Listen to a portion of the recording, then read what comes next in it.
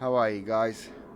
Welcome back to Wargaming China, my free channel, where I platform my understandings of the war of resistance against Japanese aggression in China from 1931 to 1945.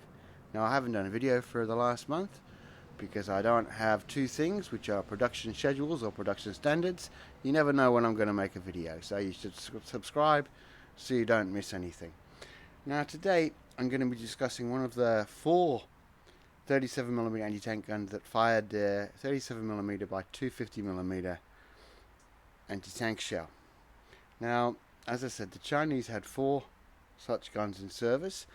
The Rheinmetall 37mm L50, the Chinese manufactured Type 37mm Type 30, the Pak 36, and the Soviet 37mm M19 Model 1930 anti-tank gun 1K, which is what I'll be discussing today. Now, the 1K, well, by the 1920s, the Soviets had realized that they needed to develop an anti-tank gun. So they began development of a 37mm anti-tank gun, but they didn't get much beyond the early stages. So they approached Rheinmetall in 1928. Now, Rheinmetall had been working on a 37mm anti-tank gun since 1924. They were working on a horse-drawn version, and although by 1928 a few guns had been issued to German cavalry units, it was pretty apparent that a version able to be towed by truck would be needed. Rheinmetall were keen to work with the Soviets, but international law and the Treaty of Versailles made this illegal. So a dummy company was created. This company was named Bostat, and it was created in order to circumvent international law. On the 28th of August 1930, Berlin and Moscow agreed to what would be called the Sovnarkom Treaty, which would result in German assistance in the development of several other Soviet guns. For 1.125 million, Rheinmetall just transported to the Soviet Union documents, drawings, plans, production schedules, and 12 37mm Pak L45s. Now, it appears that the Soviets were happy with the design and adopted it into service. However, Soviet industry was not quite ready for mass production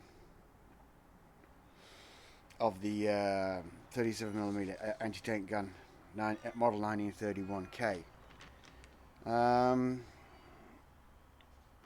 So there was a lot of teething problems for the Russians, Soviets to actually get these guns out of the factory in Kalin. The first 200 made were rejected on quality control. It wasn't until 1932 that the guns began to roll out of the Kalin factory and be issued to Soviet formations, and that's why in Soviet service it's the Model 32. However, the Chinese version was it could have been the Model 32, it could have been the Model 31K. It gets a bit confusing, but let's just stick with it. It was the 1K. Now, what was the difference? So my 1Ks were made very easily. I took the I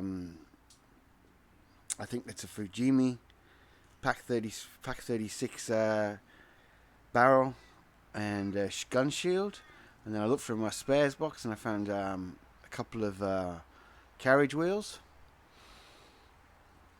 and then just a split trail. These were made from what was in my spares box, so they're as far as accuracy concerned, maybe you should go and have a look at it, because one of the main things that I do this channel for is that you actually get up and go and have a look for yourselves. And then one day I might create people that I can have a decent chat with about this subject. So as I said, the wheels that I used were a little bit large, but the wheels on the 1K were a bit larger than the wheels on the Chinese-made M30, so I didn't feel too bad about that. Now,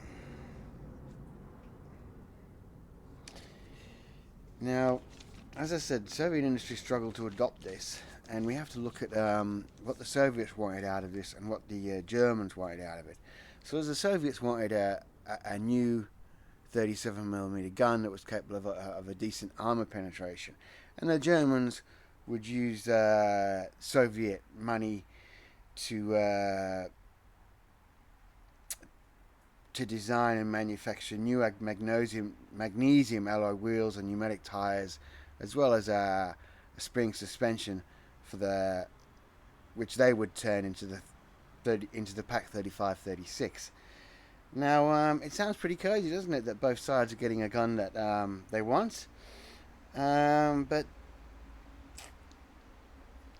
you got to remember that when I said that Rheinmetall were working on this gun in 1928, so that's a long time before Hitler comes to power and Germany starts its rearmament, which shows you that the German industry, as well as the German army and politicians, were all keen for Germany to rearm long before Hitler came to power.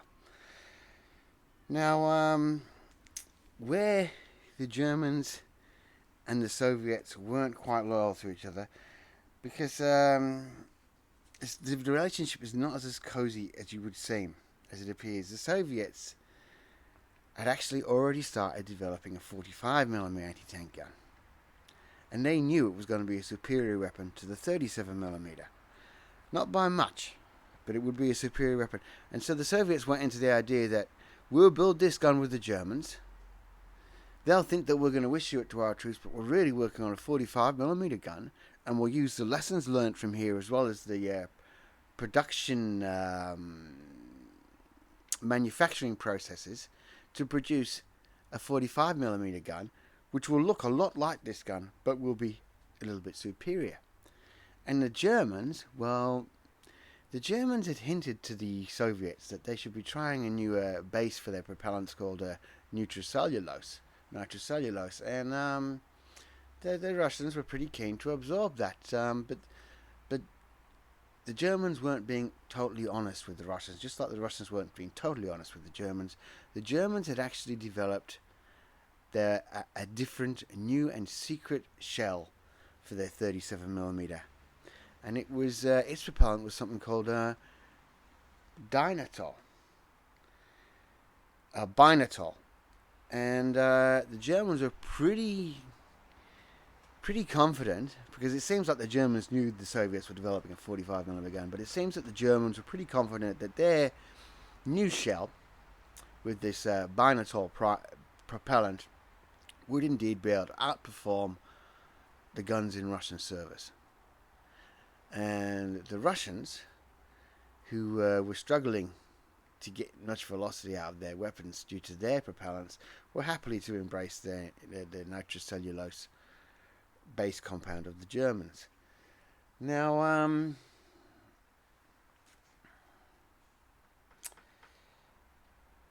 it does seem though that when we look, and we will look at the charts later and compare this gun to the Pak 36, that might be entirely correct. There might be some anomalies appear, and that's not unusual on this subject, is it? So the Germans, as I said, they got the Pak 35-36 with new wheels and a little bit of a suspension system, and the Russians got the 37mm Model 1931K, which by the time it produced it would be the 32 1K. Now, I don't want to get sidetracked here, because as I said, the Soviets had teething problems with this gun. And by the end of 1934, they had stopped producing it. They had only fabricated 500 of them. And if we look at the mass production of Soviet industry, that's a very, very, very low number.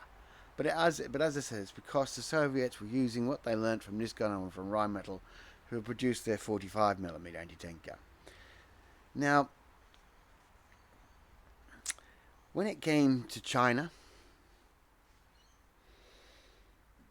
the first 80 guns would arrive via Hong Kong in March 1938. And that's 80 of these Model 1930s 1Ks. So 80 arrived in March 1938. By the beginning of 1940, over 360 had arrived in China. All of them had been shipped by sea and arrived via Hong Kong or Rangoon. Now, you see, this is the interesting thing about the Soviet aid to China. It had a lot of routes that it could follow, and just like all aid sent to China, the Soviet Union struggled to actually not so much put aside stuff to send to China, but to actually get it to China in the first place. So they were using three routes. So 360 of these ended up serving with the Chinese forces, and it appears on every front until 1945. Now, when it entered Chinese service, it was horse-towed with a little caisson, and the whole package looks very similar to the 45mm Soviet horse-towed gun. So have a look at that, and the 37mm just a double of that caisson and carriage. As I said, it served all throughout China, but because it looks like very similar to other guns that served in China, when we look at photos and the photos aren't too clear or distorted or from taken distance away, this gun becomes very hard to actually individually, specifically identify. But it did serve on all fronts of China. Now, the interesting thing about the packs, Chinese often would tow them with one horse from the front, not two horses from the back. I think that the Chinese were really struggling to make enough limbers and caissons, so and to get enough horses. They were struggling with everything equipment-wise. So you will see in film footage this 37mm anti-tank guns being towed by a single horse from the front with the gun facing that way. I know that seems absurd, but it's there on film. So, saying that this gun served on all fronts throughout the war until 1945, and as I said, it being so hard to actually visibly identify as each individual gun, as they all look very similar, we've got to ask ourselves, I can't tell you exactly which divisions it served with, entirely. I know some it served with the 53rd Army.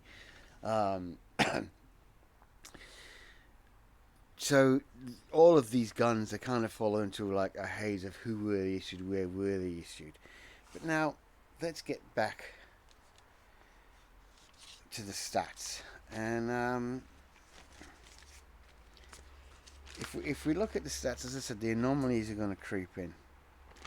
So let's take the 1K out and put next to it the Pak 36.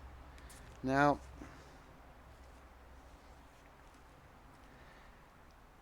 the combat weight of the 1K was 313 kilos. The combat weight of the Pak 36 was 330 kilos. The M9030 elevation is -8 to +25 degrees. -8 to +25 degrees. And for the Pak, it's -5 to +25 degrees. For traverse, both weapons are the same at 60 degrees. Projectile weight, the 1K fires a slightly lighter shell projectile at 660 grams, and the Pak 36 fires a 680 gram shell projectile. Now, the calibers of both barrel lengths are 45, and I'm not going to go into armor penetrations because I believe what's happened in this gun, and this will explain it. Okay, so I talked about how the Germans were developing a new ammunition that they would say would give their gun a greater performance than a 45mm version, or indeed the original version. So let's look at the Pak's velocity. Muzzle velocity for the Pak is 760 meters a second, which is fast. But muzzle velocity for the Pak 19 for the 1K is 820 meters a second.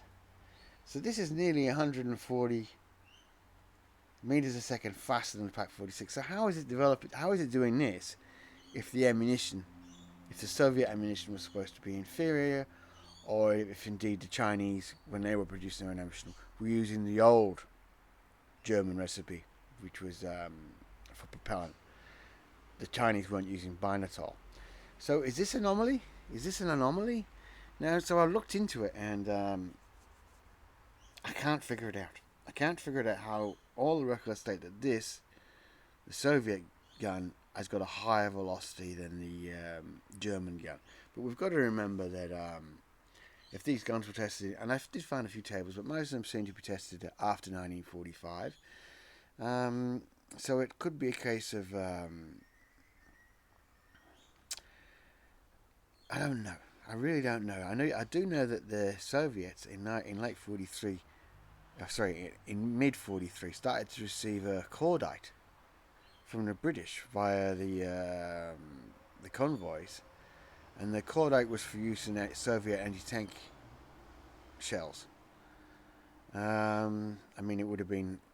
I can't imagine. I have not got. We can never express our respect to the merchant seamen enough that when you realise that there were ships sailing to the Soviet Union with cordite as a load. I mean, you'd have no chance at all. So, hats off to the sailors of the merchant marine when they were taking their supplies to Russia, or anywhere. So, we've looked at the Pak 36. We've looked at the anomaly of the muzzle velocities between us. If you guys have got any ideas about that, because this having the Soviet gun having a superior muzzle velocity would suggest that it would have a superior armoured penetration to the Pak 36, but it's not the case. The Pak 36 out-tweaks it every time by about 2 or 3 millimeters at 500 meters. 1.5 millimeters at 1,000 meters. They're so close together that I wondered if this is just an anomaly. Is it somebody took the figures down wrong? We have no idea. But if you've watched this channel enough, when I do these comparisons, I do find that when you look at the charts of what guns, they do contradict each other. A lot. So that's the Soviet model 1930 37mm anti-tank gun 1K in Chinese service. As I said, the model was the shell and gun from Fujimi. The wheels, I don't know where from. I think the trails are made from some of the trails from the Airfix horse artillery set. As I said, not a very accurate model on my part, but it looks apart from 3 feet away, especially when dug in farm crops. Okay, I hope you enjoyed that. I hope you press subscribe and smash like, and I hope you'll watch my next video. See ya.